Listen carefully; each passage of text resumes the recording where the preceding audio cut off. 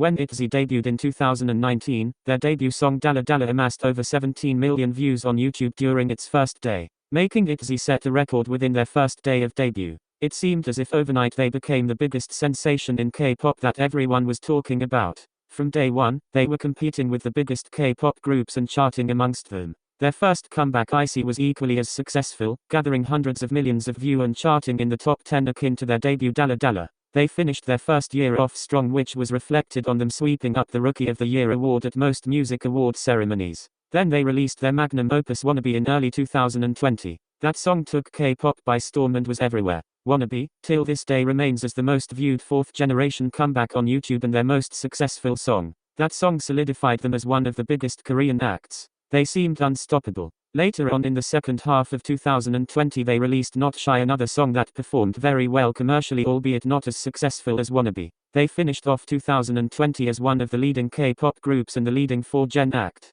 In 2021, they would start facing difficulties as their release of Mafia in the Morning would be met with criticism in Korea. Even though it charted in the top 10 of the Circle digital charts like all of their other title tracks prior, it was disliked by the general public in Korea, but on the bright side, it was well liked among the international fans. They also lost many fans in Korea because of this release, so when they released their first full album Crazy in Love, its title track Loco failed to crack the top 20 in the Circle digital chart. Now this is a big deal as this became their first song to not reach the top 10 and showcased that they were losing popularity. Panicking and prompted by the disappointing performance of Loco, JYP Entertainment pulled a 180 with Itzy's concept as they changed their image from their teen/girl crush concept that they maintained from their debut, to a more elegant concept with sneakers in 2022. This change would not be welcomed by international fans as both Loco and Mafia in the Morning was well conceived by international fans. So when Itzy released Sneakers, many international fans were disappointed by the concept change and cited it as bad and cheesy.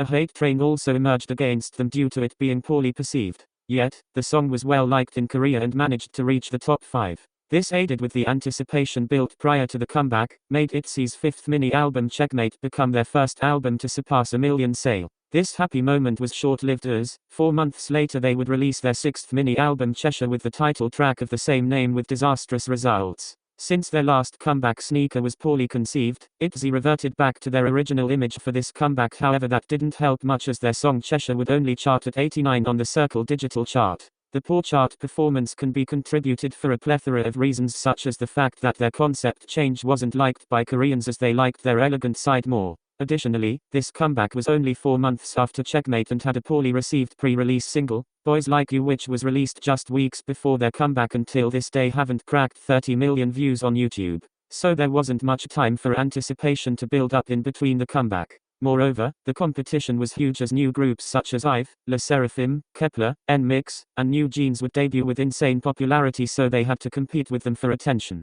Lastly, their hate train exacerbated and was raging on with full force. All these factors contribute to the poor performance of Cherhire. Thus, they would finish off 2022 as their worst year to date with all of their comebacks underperforming. Then we move on to 2023 where they had only one comeback with Cake, which peaked at number 22 in the Circle digital chart but again was poorly received by international fans who criticized it as too cheesy and unmemorable. The views and streams for this comeback is at all-time low for them. All these factors contribute to people calling Itzy quote-unquote flops. But are they really flops? Their songs may not chart as high as they used to, but they still do chart, which is an attribute many so-and-so flop groups cannot say. Additionally, all of their last 3 albums sold over 1 million physical copies each. Now let me repeat that, each and every one of their last 3 comebacks sold over 1 million copy. You know how big this is. Hence, they became one of the top 10 best-selling K-pop female groups of all time. Additionally, even if their views and streams went down, they still rake up hundreds of millions of views and streams.